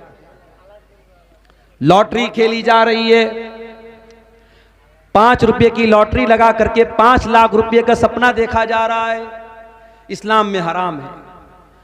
कोई भी ऐसा कारोबार जिसमें आपका पूरा पैसा डूब भी सकता है और उसका डबल भी मिल सकता है, जिसमें आपका पैसा दांव पे लगा है, वो लॉटरी, वो जुआ हराम है। इस्लाम इतना हराम है, इतना हराम है कि अल्लाह कुरान में जब शराब का जिक्र करता है तो साथ में जुआ का भी जिक्र करता है। या अय्युहल्लज़ीना आमनू इन्नमल खम्रु वल मैसिरु वल अंसाबु वल अज़लामु रिजसुम मिन अमलिश शैतान। ऐ ईमान वालो, ये जो शराब तुम पीते थे अब तक और जुआ जो तुम खेला करते थे अब तक, और किस्मत का हाल मालूम करने के लिए जो पांसे के तीर निकालते थे, पहले क्या करते थे? किस्मत का हाल मालूम करने के लिए तीर निकालते थे। अभी आज मेरे पास एक फोन आया, एक औरत का फोन आया, उसने कहा मौलाना साहब मेरे जेवर चोरी हो रहे हैं, सोने का बड़ा कीमती जेवर 30-30 ग्राम का 30-30 तोले का मेरा सोने का कड़ा और सोने का हार चोरी हो गया। और जबकि मेरी अलमारी जहां पे मेरे जेवर रखे रहते वहां कोई नहीं जाता है, मेरे घर का कोई इंसान नहीं जानता है, फिर भी मेरे जेवर चोरी हो रहे हैं। उसने कहा मौलाना साहब मैं मसला जानना चाहती हूँ, हमारे मोहल्ले में एक औरत है जिसके कब्जे में जिन्नात है और जिन्नात के जरिए वो पता करके बता सकती है कि हमारे जेवर को कौन चोरी कर रहा है। मैंने कहा मेरी बहन आप सब्र से काम लीजिए, आप सब्र से काम लीजिए, अल्लाह से दुआ कीजिए, अगर आपकी किस्मत में होगा वो हार आपका वापस मिलेगा, मगर इस तरीके से किसी जिन के जरिए आप ये मालूम करें, इस्लाम में इसकी इजाजत नहीं मिलती है। अरब में क्या होता था, वो जब सफर करने निकलते थे तो तीर निकालते थे, अगर तीर पे लिखा रहता था कि सफर करना है तो करते थे, अगर यस वाला निकला तो सफर करते थे, नो वाला निकला तो नहीं करते थे। अल्लाह ने कहा कि शराब भी हराम है, जुआ भी हराम है, और किस्मत का हाल मालूम करने के लिए जो तुम तीर निकालते हो ये भी हराम है। वल अंसाब, और गैरुल्लाह के नाम पर जो तुमने स्थान बना के रखे हैं, जो तुमने आस्ताने बना के रखे हैं, तुमने बुतों के नाम पर जो जगह बना के रखी हैं वो सब हराम है। रिजसुम मिन अमलि शैतान, ये सब गंदे काम है, शैतान के काम है। फजतनिबूहु लअल्लकुम तुफलिहून, ऐ मुसलमानों इन तमाम कामों से तुमको बचना है, तभी तुम कामयाब हो सकते हो। तो शराब भी हराम है, जुआ भी हराम है, और आज नौजवान दोनों काम कर रहा है। शराब तो शराब है, हमारा नौजवान आज ड्रग्स ले रहा है। आज कितने खतरनाक किस्म के ड्रग्स आज हमारे नौजवान ले रहे हैं। मैं महाराष्ट्र में गया, मुंबई में एक जगह पड़ती है मुंब्रा, मुंब्रा में बहुत बड़ी मुसलमानों की आबादी है। मुंब्रा में मुझे लोगों ने बताया कि वहाँ एक पाउडर है, एक ड्रग्स का की एक किस्म है, नौजवान वहाँ बड़ी तेजी से उसका इस्तेमाल कर रहे हैं। स्कूल में पढ़ने वाले छोटे छोटे बच्चे भी उसका शिकार हो रहे हैं, और डॉक्टरों का कहना है कि इतना खतरनाक है वो नशा कि जो इंसान की बॉडी को बिल्कुल गला देता है। बड़ी तेजी से नौजवान आज उसका इस्तेमाल कर रहा है। मेरे प्यारे नौजवान साथियों, ये जो तुम ड्रग्स इस्तेमाल कर रहे हो, जो गांजा इस्तेमाल कर रहे हो, जो गुटखा इस्तेमाल कर रहे हो, जो स्मोकिंग कर रहे हो, जो ड्रिंकिंग कर रहे हो, अल्लाह के वास्ते तौबा कर लो। अपने शरीर को बर्बाद ना करो, अपने जिस्म को बर्बाद ना करो। ये जिस्म अल्लाह की अमानत है, ये जिंदगी अल्लाह की अमानत है, कल अल्लाह पूछेगा वला तक़्तुलू अनफुसकुम। ऐ मेरे बंदे, जब मैंने कुरान में कह दिया था कि तुझे आत्महत्या करने की, खुदकुशी करने की परमिशन नहीं है, तूने क्यों किया? मेरे प्यारे नौजवान साथियों, आप अल्लाह को क्या जवाब दोगे? कोई भी ऐसा नशा जो आपकी बॉडी के लिए, आपके शरीर के लिए हानिकारक है, नुकसानदेह है, उसका इस्तेमाल करना जायज नहीं है। और जो लोग कहते हैं नहीं साहब सिगरेट पीना हराम नहीं मकरू है, गुटखा खाना हराम नहीं मकरू है, वो अल्लाह को जवाब देने के लिए तैयार हो जाएं। ये मकरू उकरू कोई चीज नहीं है, वो हराम है। जो चीज आपकी बॉडी को नुकसान पहुंचा रही वो मकरू नहीं है, वो हराम है। उससे हमें और आपको अपने आप को बचाना है। मेरे प्यारे नौजवान साथियों, ये शराब इतना खतरनाक नशा होता है। उस्मान गनी कहते हैं शराब से बचो, शराब तमाम बुराइयों की जड़ है। फिर उस्मान गनी एक वाकया बयान करते हैं कि तुमसे पहले के दौर में एक आदमी बहुत नेक इंसान था, और उस दौर की एक बदचलन औरत ने उसको फंसाने की प्लानिंग की। अपनी एक लौंडी को भेजा, वो लौंडी आती और कहती है मेरी मलका ने आपको बुलाया है, कोई काम है, कोई मसला है। वो आदमी नेक इंसान था, अल्लाह का बंदा था, नेक बंदा था। उस नौकरानी के, उस लौंडी के पीछे पीछे चला गया। जब वो उस नेक इंसान को लेकर के जाती है, एक कमरे में जाकर के कमरा बंद कर देती है, उसके बाद अगले कमरे में जाकर के उसका भी दरवाजा बंद कर देती है। इस तरीके से 7 कमरों के अंदर जाने के बाद लास्ट कमरे में वो औरत मिलती है, जो एक बदचलन औरत है। जो एक फाहिशा औरत है, जिसका काम ज़िनाकारी बदकारी करना है, वो औरत है। उस औरत ने कहा कि मुझे कोई काम नहीं था, मैंने तुमको बुलाया है, तुम्हारे सामने 3 ऑप्शन है, या तो तुम मेरे साथ जिना करो, या वहीं पर शराब की एक बोतल रखी हुई थी, कहा कि इस शराब की बोतल में से एक प्याला शराब निकाल करके तुम पी जाओ, और तीसरा रास्ता, ये एक मासूम बच्चा है, तुम इसकी हत्या कर दो, कत्ल कर दो। इन 3 कामों में से कोई एक काम तुमको करना है। उस अल्लाह के नेक बंदे ने सोचा, जिना करना तो बहुत बड़ा गुनाह है, मैं ये नहीं कर सकता। बच्चे की हत्या करना बहुत बड़ा गुनाह है, ये मैं नहीं कर सकता। शराब पीना तो हल्का गुनाह है, चलो मैं शराब पी लेता हूं। उसने बोतल में से एक प्याला शराब निकाल करके पी लिया। जब एक प्याला उसने शराब को पी लिया, नशा चढ़ा, उसने एक प्याला और निकाल करके पी लिया, यहां तक कि उसने पूरी बोतल को खाली कर दिया। और जब पूरी बोतल के शराब के नशे में वो गिरफ्तार हो गया, हजरत उस्मान गनी कहते हैं, अबू दाऊद की सही रिवायत है, नसई की सही रिवायत है, कि उस इंसान ने नशे की हालत में जिना भी किया और उस मासूम बच्चे की हत्या भी कर दी। आज कितने क्राइम हो रहे हैं नशे की हालत में, कितनी बच्चियां अपने बाप की ज्यादती का शिकार हो रही हैं। अभी कल की न्यूज है, अखबार में मैंने पढ़ा कि बाप नशा करके आता था और अपनी ही 10 साल की 12 साल की बच्ची के साथ काला करतूत करता था। नशा वो खतरनाक चीज है मेरे भाई, जिसने बाप की और बेटी की सीमाओं को भी खत्म कर दिया, जिसने मर्यादाओं को खत्म कर दिया, जिसने भुला दिया कि बाप अपनी बेटी को किस नजर से देख रहा है। इसलिए मेरे अजीजों, अपने आप को नशे से बचाओ, अपने समाज को नशे से बचाओ। बिहार सरकार आज नशे के खिलाफ अभियान चलाती है। कोई जाके कह दे नीतीश कुमार जी से, कोई जाके कह दे बिहार सरकार से कि तुमने आज नशे के खिलाफ अभियान छेड़ा है, तुमने नशे के ऊपर आज रोक लगाई है। मोहम्मद रसूलुल्लाह सल्लल्लाहु अलैहि वसल्लम 1400 साल पहले नशे पर रोक लगाई है। आज की सरकारों को नशे पर रोक लगाने के लिए एडवर्टीजमेंट करना पड़ता है, विज्ञापन करना पड़ता है, अखबार में देना पड़ता है, रेडियो पर देना पड़ता है, टीवी पर देना पड़ता है। मेरे नबी ने कोई विज्ञापन नहीं किया, कोई एडवर्टीजमेंट नहीं किया, कोई प्रचार नहीं किया। मेरे नबी ने कुरान की आयत पढ़ के सुना दी। अल्लाह ईमान वालों से कह रहा है कि ऐ ईमान वालों, शराब हराम है, फहल अंतुम मुंतहून। ऐ ईमान वालों, शराब हराम है, क्या अभी भी तुम शराब पियोगे? क्या अभी भी तुम नशा करोगे? अल्लाह सवाल कर रहा है। सहाबा कहते हैं, अल्लाह, ऐ हमारे परवरदिगार, हम वादा करते हैं कि आज के बाद हम शराब को हाथ नहीं लगाएंगे। शराब के प्याले निकाल के, शराब के बर्तन निकाल के मदीना की गलियों में पानी की तरफ बहा दिया जाता है और सहाबे किराम के घरों से शराब का नामो निशान खत्म हो जाता है। ईमान हो तो ऐसा हो मेरे भाई, अल्लाह का डर हो तो ऐसा हो। यहां तो गुटखे की पैकेट पर बाकायदा तस्वीर बनी है फेफड़े की, और इंग्लिश में और हिंदी में लिखा हुआ है टोबैको कॉजेस कैंसर, तंबाकू से कैंसर होता है। और गुटखा बनाने वाली कंपनी बना भी रही है, बेचने वाला बेच भी रहा है, खाने वाला खा भी रहा है, और उस पर लिखा हुआ है कि साहब तंबाकू से कैंसर होता है, किसी को कोई फर्क नहीं पड़ता है। इस्लाम ऐसा दीन नहीं है मेरे भाई। इस्लाम सिर्फ 5 टाइम की नमाज पढ़ने का नाम नहीं है, माफ कीजिएगा। इस्लाम आपकी तरबियत करता है।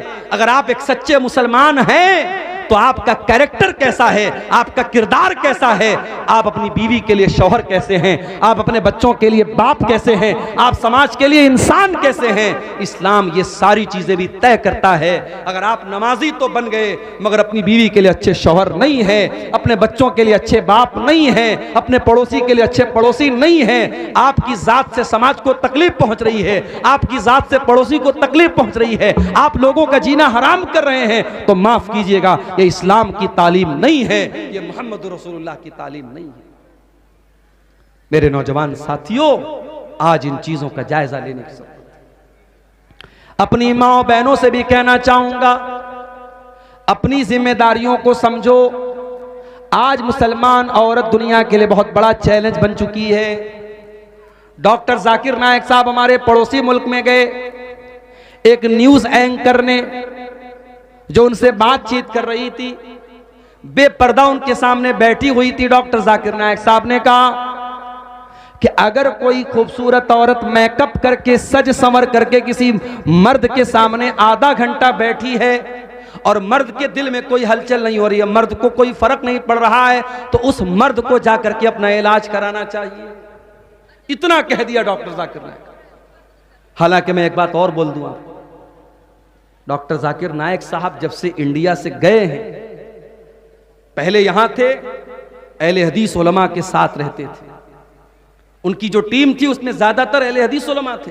मौलाना सनाउल्लाह मदनी साहब, मौलाना शमीम फौजी साहब, आपके बिहार के शेख अशफाक सलफी साहब और बहुत सारे अहले हदीस उलमा उनकी टीम में शामिल थे। उस वक्त डॉक्टर जाकिर नायक की जो सोच थी वो अलग थी, और अभी जो उनकी सोच सामने आ रही है उनके बयानात से, वो बहुत अलग हो चुकी है।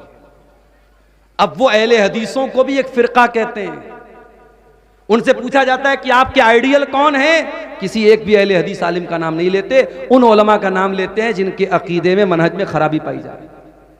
इसलिए हमारे वो अहले हदीस नौजवान जो अब तक डॉक्टर जाकिर नायक को अहले हदीस समझते थे, मानते थे, वो होशियार हो जाएं। अब जब डॉक्टर जाकिर नायक खुद को भी अहले हदीस नहीं मानते हैं, तो हमें ये गलती करने की जरूरत नहीं है। उनके अच्छे काम का हम सपोर्ट करेंगे। गैर मुस्लिमों के दरमियान उन्होंने जो भी इस्लाम की तबलीग की है या कर रहे हैं, हम करेंगे, मगर आज के उनके बयानात ये बता रहे हैं कि बहुत फर्क आ चुका है, और इससे हमें और आपको एक सबक मिलता है। सीमांचल के इलाके में आप रहते हैं, अल्लाह का शुक्र अदा कीजिए। अगर आपके गांव में कोई एक भी मजार नहीं है, कब्र नहीं है, शिरक नहीं है और हराम और बिदअत का काम नहीं हो रहा है, अल्लाह का शुक्र अदा कीजिए। आपके बच्चे ऐसे माहौल में बड़े हो रहे हैं, वो शिरक होता हुआ नहीं देख रहे हैं, वो बिदअत होता हुआ नहीं देख रहे हैं। माहौल का बहुत असर पड़ता है। आज मलेशिया में डॉक्टर जाकिर नायक साहब रहते हैं, और यहां की अहले हदीस जमात से जो उनका कनेक्शन टूटा है, उसका असर अब उनकी स्पीच पर, उनके बयान पे साफ नजर आता है। तो उन्होंने उस औरत से कहा कि अगर कोई मर्द मेकअप करने वाली लड़की के सामने आधा घंटा बैठा है और उसको कोई फर्क नहीं पड़ रहा है, तो उस मर्द को अपना इलाज करना चाहिए। अब साहब, हमारे पड़ोसी मुल्क की जो मीडिया है उसमें बवाल हो गया। डॉक्टर जाकिर नायक तो बड़ी गंदी सोच के इंसान हैं, और उन्होंने ऐसी बात कह दी, ये है वो है। हालांकि उन्होंने जो बात की 100% सच्ची बात। अल्लाह ताला ने सिस्टम ऐसा बनाया है, लड़की अगर बेपर्दा है और उसके सामने कोई मर्द है, तो वो मर्द उस दौर का सबसे बड़ा वली भी क्यों ना हो, अगर वो मर्द है तो उस बेपर्दा और बेहया लड़की को देखकर उसके दिल में फर्क तो आएगा, उसके दिल के अंदर हैजान आएगा। और इसीलिए अल्लाह के नबी सल्लल्लाहु अलैहि वसल्लम फरमाते हैं कि जब कोई मर्द किसी औरत के साथ अकेले में होता है तो तीसरा शैतान होता है। हमारे यहाँ लोग कहते नहीं साहब, भाभी को हम मां समझते हैं। देवर अपनी भाभी को बाइक पर बिठा के पूरे मार्केट की सैर करा रहा है, भाभी चिपक करके बैठी है देवर के साथ। बंद करो ये बेगैरती, तुम्हारी भाभी तुम्हारे लिए गैर महरम है, और भाभी को कोई अधिकार नहीं पहुंचता कि वो देवर के साथ इस तरीके से चिपक करके बाइक पर सैर करे। जीजा के साथ साली घूम रही है। हमारे यहां लोगों ने जुमला बना लिया, साली आदि घरवाली। साली अपने जीजा के साथ गंदे गंदे मजाक कर रही है, बेहुदा मजाक कर रही है, जीजा भी मजे ले रहा है। हराम है, बेगैरती है मेरे प्यारे साथियों। जिस तरीके से आप अपने घर की जवान बेटियों को गांव के मोहल्ले के अजनबी लड़कों से दूर रखते हैं कि नहीं साहब हमारी लड़की सियानी हो गई, जवान हो गई, ये लड़का अनजान लड़का है, मेरी लड़की का कोई महरम रिश्तेदार नहीं, उसको हम घर में आने नहीं देंगे। जिस तरीके से अपने गांव के मोहल्ले के अनजान लड़कों से आप अपनी बच्चियों को दूर रखते हैं, वैसे ही कजिन से भी दूर रखिए। मामा का लड़का, मौसी का लड़का, चाचा का लड़का, ताया का लड़का, खाला का लड़का, ये सारे रिश्तेदार आपकी लड़की के लिए गैर महरम हैं। गैर महरम समझते हैं कि नहीं? गैर महरम उसको बोलते हैं जिससे शादी हो सकती है। आपके लड़की की शादी खाला के लड़के से हो सकती है, मामू के लड़के से हो सकती है, चाचा के लड़के से हो सकती है, ताया के लड़के से हो सकती है। तो जितने भी गैर महरम लड़के हैं, जब आपकी बेटी जवान हो गई तो तो उसको मना कर दीजिए कि नहीं, उसके साथ सेल्फी जाके मत ले लेना, तू शादी में उसके साथ जाके मत खड़ी हो जाना, उससे दूर रहना, पर्दे में रहना, वो तेरे लिए गैर महरम है। ये ट्रेनिंग की जरूरत है, ये तरबियत की जरूरत है। मैं बाहर कहीं कहीं सफर में जाता हूं, किसी आदमी के घर में मैं ठहरा, उनकी छोटी बच्ची है 5 साल की, मैंने जाके सलाम किया, लड़के ने तो हाथ बढ़ाया, लड़की ने हाथ नहीं बढ़ाया। मैंने पूछा कि ये 5 साल की बच्ची ये मुसाफा करने के लिए हाथ क्यों नहीं बढ़ा रही है? तो लड़की ने कहा कि मेरे बाप ने मुझको ये शिक्षा दी है, मेरी माँ ने मुझको ये तालीम दी है कि तू लड़की है, तू सलाम तो कर सकती है, मगर किसी मर्द के साथ मुसाफा करना तेरे लिए मुनासिब नहीं है। मुझे बड़ी खुशी होती है कि 5 साल की बच्ची को ये शिक्षा और ये तालीम जो इस्लाम दे रहा है वो बाप अपनी बेटी को देता है। आज हमारे यहाँ जवान बेटियां हैं, बेपर्दा घर से निकल रही हैं, न माँ को कोई फर्क पड़ता है, जलसे में आई है सज करके संवर करके और ऐसे कपड़े पहन करके जिससे उनका जिस्म नजर आ रहा है, वो जलसे में आ रही हैं। माफ करना मेरे भाइयों, अगर आपके जलसों में ये औरतें आती हैं और बेपर्दा आती हैं और आकर के सड़कों पर खड़ी रहती हैं और नौजवान लड़के उनके आसपास मंडलाते रहते हैं, तो कान खोल करके सुन लो, इससे बेहतर है कि आप जलसों में लेडीज का इंतजाम करना बंद कर दीजिए। या तो आप लेडीज का इंतजाम करना बंद कर दीजिए या जलसों को करना बंद कर दीजिए। इस्लाम इस बात की परमिशन नहीं देता है। और मैंने देखा है किसी बिहार में, आपके किशनगंज के इलाके में बहुत सारे प्रोग्राम हुए और बाकायदा पोस्टर पे लिख करके आया कि नहीं साहब, हमारे जलसे में कोई दुकान नहीं लगेगी, हमारे जलसे में लेडीज का इंतजाम नहीं होगा। जलसा हो रहा है, कुरान पढ़ा जा रहा है, हदीस पढ़ी जा रही है, पिंडाल में कुरान पढ़ा जा रहा है, हदीस पढ़ी जा रही है, और सड़क पर जो है बेहयाई हो रही है और दुकानों पर बेहयाई हो रही है। इस्लाम इस बात की इजाजत नहीं देता है। बेगैरती को खत्म करो मेरे साथियों। अगर आज हमारे घरों की लड़कियां बेपर्दा हैं तो मुझे कहने की इजाजत दीजिए कि औरतों की बेपर्दगी के पीछे बहुत बड़ा रीजन और बहुत बड़ा सबब उनके घर के मर्दों की बेगैरती भी है। अकबर इलाहाबादी का शेर है ना, बेपर्दा नजर आई कल जो चंद बीबियां, अकबर जमी में गैरत कौमी से गड़ गया, पूछा जो उनसे आपका पर्दा वो क्या हुआ, कहने लगी कि अक्ल पे मर्दों के पड़ गया। आज औरतों का पर्दा मर्दों की अकल पर पड़ गया है मेरे प्यारे साथी। वो मर्द बेगैरत है जिसकी जवान बीवी, जवान बेटी, जवान बहन बेपर्दा होकर निकलती है और उसके माथे पर कोई बल नहीं पड़ता, उसके जिस्म पर और उसके दिल दिमाग पर कोई फर्क नहीं पड़ता, वो बेगैरत है। अल्लाह के प्यारे नबी फरमाते हैं, सलासतुन ला यंजुरुल्लाहु अज़्ज़ा व जल्ला इलैहिम यौमल क़ियामा। 3 लोग ऐसे होंगे जिनकी तरफ अल्लाह ताला कयामत के दिन देखेगा भी नहीं, बातचीत भी नहीं करेगा।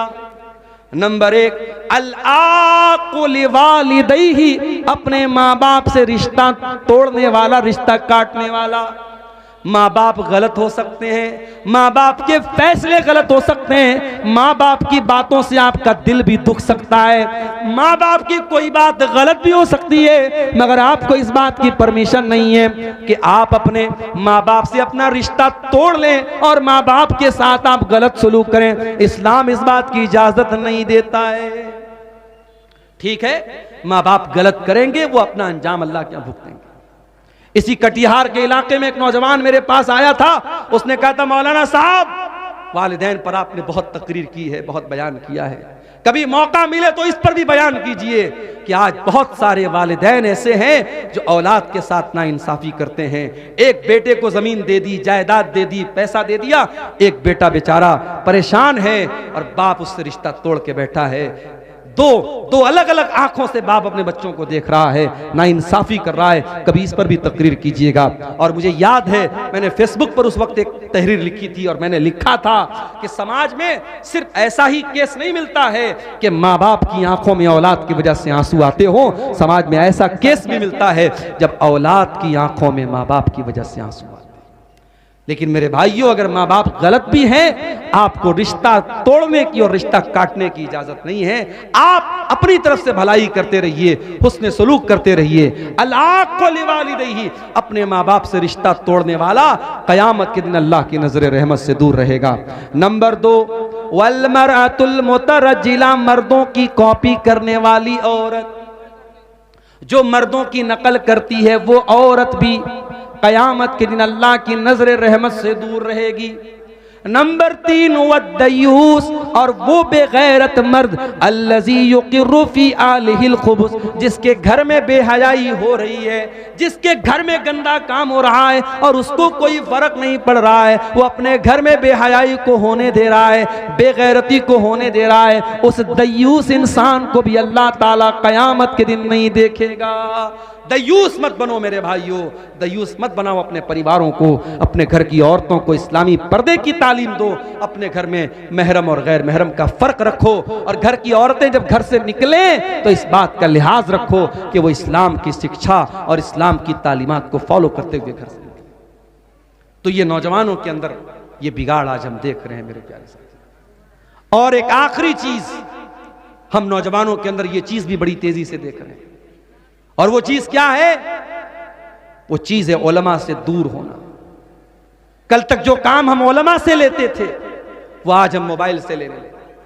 कोई मसला पूछना है, गूगल पे टाइप कर दिया, यूट्यूब पे टाइप कर दिया, किसी ना किसी का जवाब तो मिल जाएगा। याद रखो मेरे प्यारे साथियों, उलमा को उनका हक आपको देना है। उलमा की जगह जाहिलों को नहीं बैठाना है। अगर आपने उलमा की जगह जाहिलों को बिठा दिया, आपके बड़े बड़े मुफ्ती जो हो जाएंगे वो जाहिल हो जाएंगे। उलमा के जाने के बाद और उलमा के खत्म हो जाने के बाद आपके गांव के जो सरपंच बनेंगे वो जाहिल होंगे, आपके फैसले जो करेंगे वो जाहिल होंगे, आपकी मस्जिद पर खुतबा देने वाले जाहिल होंगे, आपके मदरसों में शेखुल हदीस बन जाने वाले जाहिल हो जाएंगे, अगर आपने उलमा को उनका हक नहीं दिया। इसीलिए अल्लाह के नबी फरमाते हैं, बुखारी की रिवायत है, 100 नंबर की हदीस है बुखारी की, एक ऐसा जमाना भी तुम पर आने वाला है जब दुनिया से अल्लाह ताला इल्म को उठा लेगा, मगर इल्म को अचानक नहीं उठाएगा, बल्कि अल्लाह ताला उलमा को उठाएगा। और जब दुनिया से उलमा खत्म हो जाएंगे, इत्तखज़न्नासु रुऊसन जुहाला, लोग जाहिलों को अपना सरदार बना लेंगे, लोग जाहिलों को मुफ्ती बना लेंगे, जाहिलों से फतवा पूछेंगे। आज आप देख लें फेसबुक पर ऐसे ऐसे लोग जो सिर्फ व्यू पाने के लिए, सब्सक्राइबर पाने के लिए, लाइक पाने के लिए मियां बीवी के प्राइवेट मसाइल को खूब मसाला लगा लगा के बयान कर रहे हैं। शौहर बीवी के साथ सुहाग रात में क्या कर सकता है, शौहर बीवी के साथ ये कर सकता है कि नहीं। मैं उस चीज का नाम नहीं ले रहा हूं, लेकिन आज फेसबुक पर अपने आप को मुफ्ती कहने वाले इस तरीके के मसाइल को मिर्च मसाला लगा के बयान कर रहे हैं। क्यों? ताकि हमको ज्यादा से ज्यादा लाइक मिल जाए, हमारे चैनल के सब्सक्राइबर बढ़ जाएं, हमें व्यूशिप मिल जाए, व्यूवरशिप मिल जाए। ये वो दौर है मेरे भाई। औरतें, लड़कियां साफ वो तकरीर कर रही हैं और बाकायदा प्राइवेट मसाइल जो मियां बीवी के प्राइवेट मसाइल है उन मसाइल पर एक औरत बयान कर रही है और यूट्यूब पर उसको 1 लाख व्यू मिल रहा है, 2 लाख व्यू मिल रहा है। मेरे प्यारे साथियों, व्यू की बुनियाद पर किसी को सही और गलत नहीं कहा जा सकता। जरूरी नहीं है कि कोई आलिम बहुत बड़ा आलिम है लेकिन फेसबुक और यूट्यूब पर उसको बहुत ज्यादा व्यू मिलते हो, और ऐसा भी जरूरी नहीं कि जिसको व्यू मिलता हो तो वो सही हो। इसलिए हमें व्यू की बुनियाद पर और सब्सक्राइबर की बुनियाद पर और लाइक की बुनियाद पर हमें तय नहीं करना है। हमें यह देखना है कौन हकीकत में आलिम है, कौन हकीकत में उलमा है, कौन है जिन्होंने वाकई में कुरान और सुन्नत का इल्म हासिल किया है। हम उनसे दीन का मसला पूछेंगे, और जब मसला पूछेंगे तो सही मसला पूछेंगे, जिसकी वाकई में जरूरत हो। फालतू किस्म का मसला मत पूछो। जैसे इमाम अबू हनीफा रहमतुल्लाह अलैह के उस्ताद थे इमाम इब्राहिम नखई, उनके पास एक आदमी आया, उसने मसला पूछा, इमाम साहब इबलीस की बीवी का नाम क्या था? उन्होंने कहा मैं इबलीस की शादी में गया नहीं था। इबलीस की बीवी का नाम क्या था? आदम अलैहिस्सलाम ने जिस पेड़ के करीब जाने से अल्लाह ताला ने मना किया था वो कौन सा पेड़ था? इस किस्म के फजूल सवालात आप मत कीजिए, उलमा से सवाल कीजिए, वो सवाल जो हकीकत में रियल में होता है और जिसका ताल्लुक आपकी जिंदगी से, मौत से, आखिरत से होता है। उन मसाइल को मेरे प्यारे साथी उलमा से पूछिए। और अल्लाह के प्यारे नबी फरमाते हैं इन्नमा शिफाउल ई अस्सुआल, कि अगर आपको मसले की जानकारी नहीं है, दीन के बारे में मालूमात नहीं है, तो उसका इलाज उसका इलाज मनमानी करना नहीं है, उसका इलाज उलमा से पूछना है। तो ये काम आप उलमा से कीजिए, आप इंटरनेट और मोबाइल का गलत इस्तेमाल मत कीजिए। हाँ, मोबाइल पर बहुत सारे मुस्तनद उलमा के भी बयानात आते हैं, आप बयानात को सुनिए, उनके मसाइल को सुनिए, मगर रियल में जब मसला पूछ रहा हो तो आप किसी ऑथेंटिक आलिम से, मुस्तनद आलिम से सवालात कीजिए। नौजवानों की इस्लाह के ताल्लुक से ये चंद बातें मैंने आपके सामने रखी हैं। अल्लाह से हम दुआ करते हैं रब्बुल आलमीन हमारे वो नौजवान भाई जिनकी मेहनतों से और कोशिशों से और इतना बड़ा प्रोग्राम उन्होंने मुनक्किद किया और ईदगाह को लेकर के वो उठे हैं। मेरे प्यारे साथियों, ईदगाह भी मस्जिद के हुक्म में है, जो सवाब मस्जिद का मिलेगा वही ईदगाह का मिलेगा। जाते जाते आप हजरात से गुजारिश है, इस ईदगाह के लिए ज़रूर आप अपना बेशकीमती ताउन देते जाएं। हमारी माएँ बहनें भी जो मौजूद है, जाते वक्त अपना ज़रूर ताउन पेश करके जाए। मुझे मालूम है देहात की ये पब्लिक जो होती है अल्लाह की राह में खर्च करने, वक़ूलू क़ौलन सदीदा युस्लिह लकुम अअमालकुम व यग़फिर लकुम ज़ुनूबकुम व मन युतिइल्लाह व रसूलहू फ़क़द फ़ाज़ फ़ौज़न अज़ीमा।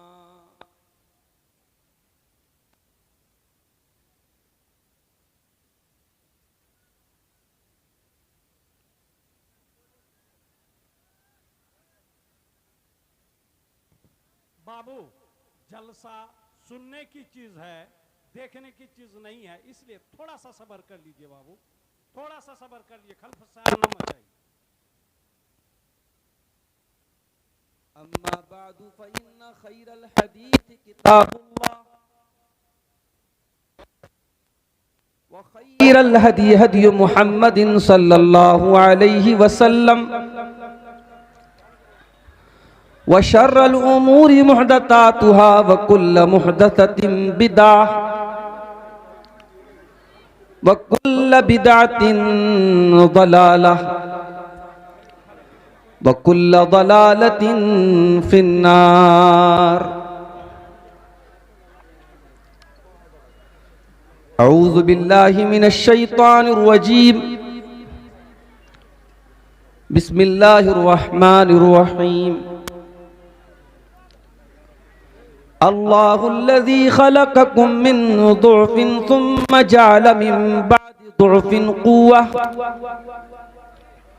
सुम्मा जअल मिन बअदि क़ुव्वतिन दुअफ़न व शैबह यख़्लुक़ु मा यशाअु व हुवल अलीमुल क़दीर।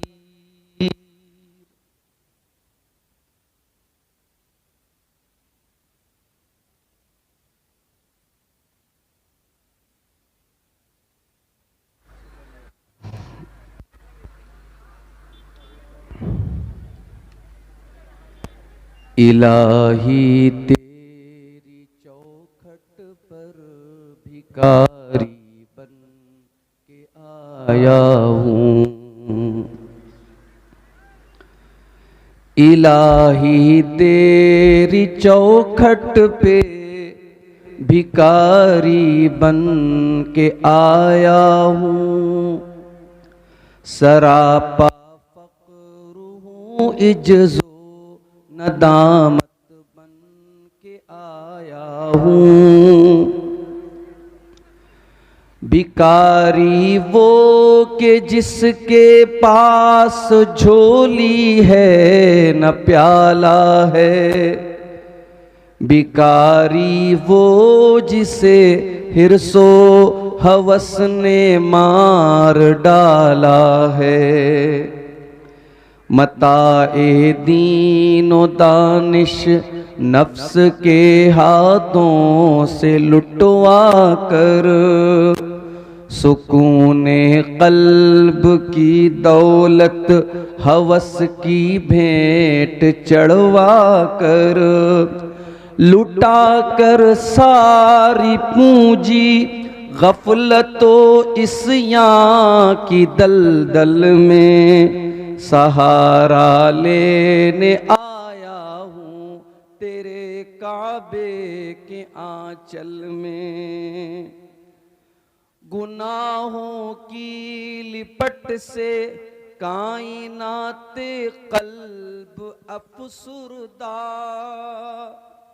इरादे मुज़महिल हिम्मत शिकस्ता हौसले मुर्दा, कहाँ से लाऊं ताकत दिल की सच्ची तर्जुमानी की, कि किस जंजाल में गुजरी है घड़ियां जिंदगानी की। खुलासा ये कि बस जल भुन के अपनी रूह सियाही से सरापा फक्र बनकर अपनी हालत की तबाही से तेरे दरबार में लाया हूँ अब अपनी ज़बों हाली, तेरी चौखट के लायक हर अमल से हाथ हैं खाली। ये तेरा घर है, तेरे मेहर का दरबार है मौला, सरापा नूर है एक महबते अनवार है मौला। तेरी चौखट के जो आदाब हैं मैं उनसे खाली हूँ, नहीं जिसको सलीका मांगने का वो सवाली हूँ। ज़बां ग़र्क़े नदामत दिल की नाक़िस तर्जुमानी पर, खुदाया रहम मेरी इस ज़ुबाने बेज़ुबानी पर। ये आँखें खुश्क हैं या रब इन्हें रोना नहीं आता, सुलगते दाग हैं दिल में जिन्हें धोना नहीं आता।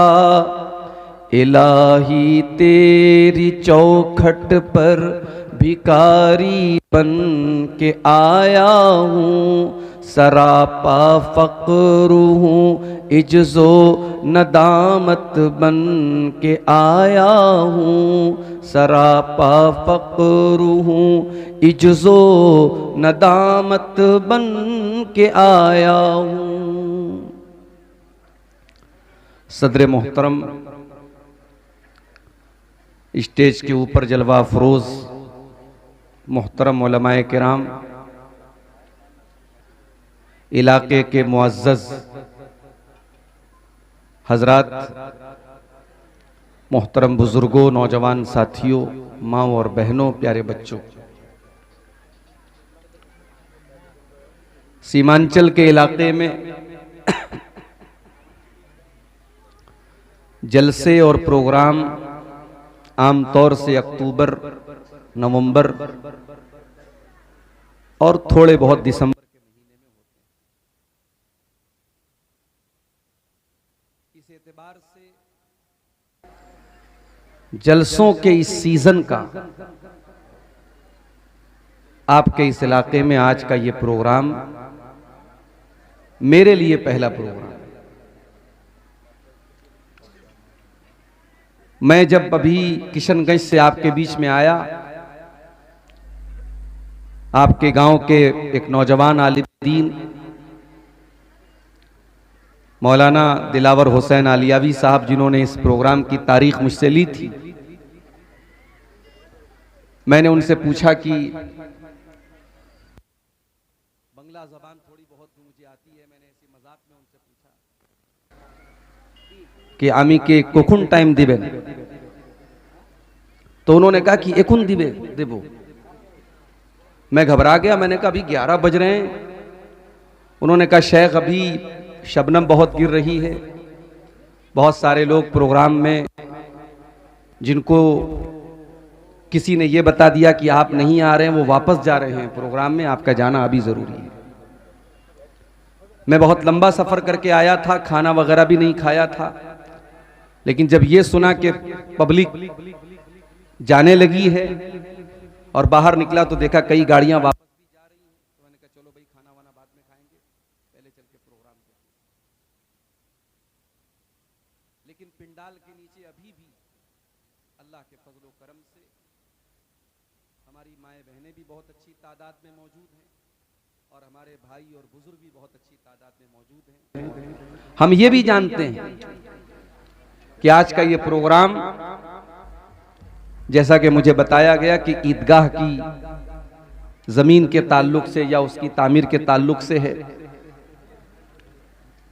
आपके इलाके में ये प्रोग्राम जो भी होते हैं आमतौर से चंदे के लिए होते हैं, मस्जिद के लिए, मदरसे के लिए, ईदगाह के लिए, कब्रिस्तान के लिए।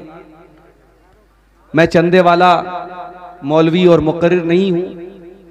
वो बंगला ज़बान के मुकर्रिर आपके बीच में आए होंगे या आएंगे जो चंदे के लिए आपके सामने तकरीरें करेंगे, लेकिन आप मुझे जानते हैं, मुझसे मोहब्बत करते हैं। मेरी आपसे गुजारिश है, जलसे की इंतज़ामिया कमेटी चादर लेके मर्दों के बीच में भी औरतों के बीच में भी चंदे के लिए उनके आदमी टहल रहे हैं। आप हजरात से गुजारिश है कि इतना बड़ा प्रोग्राम जिसकी तैयारी महीनों पहले होती है, लाखों खर्च होता है, असल मकसद जो है वो ईदगाह की ज़मीन का और ईदगाह का मामला है। आप हजरात बढ़ चढ़ करके इस कार्य खैर में ज़रूर हिस्सा लें। अल्लाह ताला आप सबकी नेकी को, आपके चंदे को, आपके दान को, आपके सदका खैरात को कबूल फरमाए और इस नेकी के काम में हम सबको बढ़ चढ़ करके हिस्सा लेने की तौफीक अता फरमाए। आमीन। मेरे भाइयों, मैंने आपके सामने खुतबे मसनूना के बाद सूरह रूम की एक आयत पढ़ी। इस आयत में अल्लाह ताला ने मानव जीवन के 3 अलग अलग पीरियड, 3 अलग अलग दौर का जिक्र किया है। इंसानी जिंदगी में 3 दौर आते हैं। आइए आयत करीमा का तर्जमा देख लेते हैं, फिर बात को आगे बढ़ाते हैं। अल्लाहुल्लज़ी खलक़कुम मिन ज़ुअफ़िन,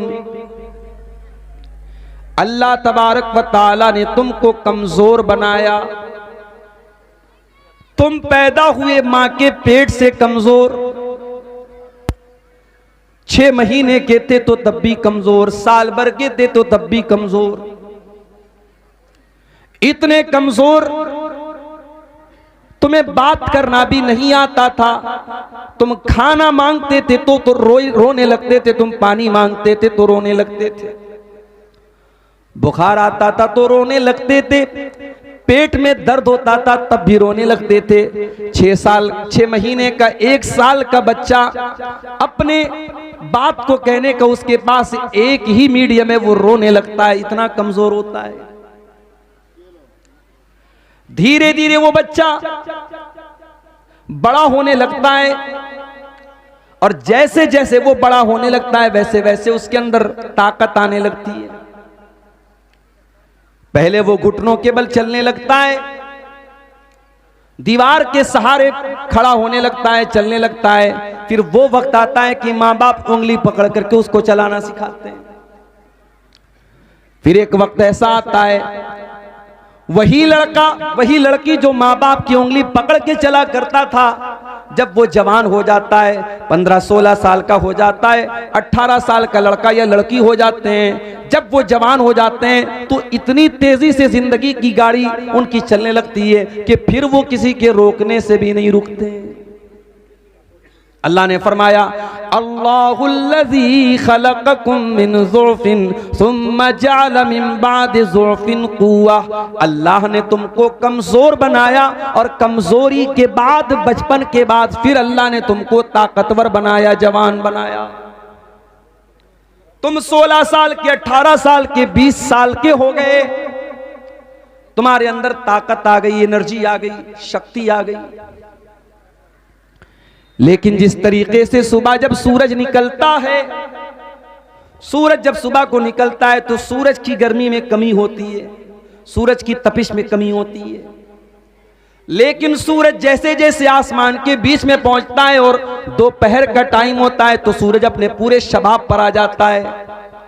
सूरज की रोशनी में बड़ी गर्मी आ जाती है, सूरज जवान हो जाता है, लेकिन सूरज जब दोपहर के टाइम बहुत गर्म हो जाता है, उसके बाद फिर एक ऐसा टाइम भी आता है वो सूरज धीरे धीरे ढलने लगता है और ढलते ढलते मगरिब का टाइम होते होते सूरज डूब जाता है। मेरे प्यारे साथियों, अरबी के अंदर एक कहावत है, लिकुल्ल जवादिन कबवा व लिकुल्ल सैफिन नबवा। जितना भी तेज रफ्तार दौड़ने वाला घोड़ा हो, एक ना एक दिन उस घोड़े को फिसलना पड़ता है, एक ना एक दिन वो घोड़ा फिसल करके गिर जाता है। और जितनी भी तेज तलवार हो, एक ना एक बार ऐसा होता है कि वो तलवार काम करना बंद कर देती है। मेरे नौजवान साथियों, अल्लाह कुरान में कह रहा है, हमने तुमको कमजोर बनाया और कमजोर के बाद तुम्हें ताकतवर बनाया, तुम्हें जवान बनाया। और जवानी के बाद जब तुम 40 साल के हो गए, 45 साल के हो गए, तुम्हारे बाल धीरे धीरे सफेद होने लगे, तुम्हारे बदन पे झुर्रियां पड़ने लगी, तुम्हारी हड्डियां कमजोर होने लगी, तुम जरा सा दौड़ने लगे तो हाँफने लगे, तुम्हारे बदन की ताकत कम होने लगी।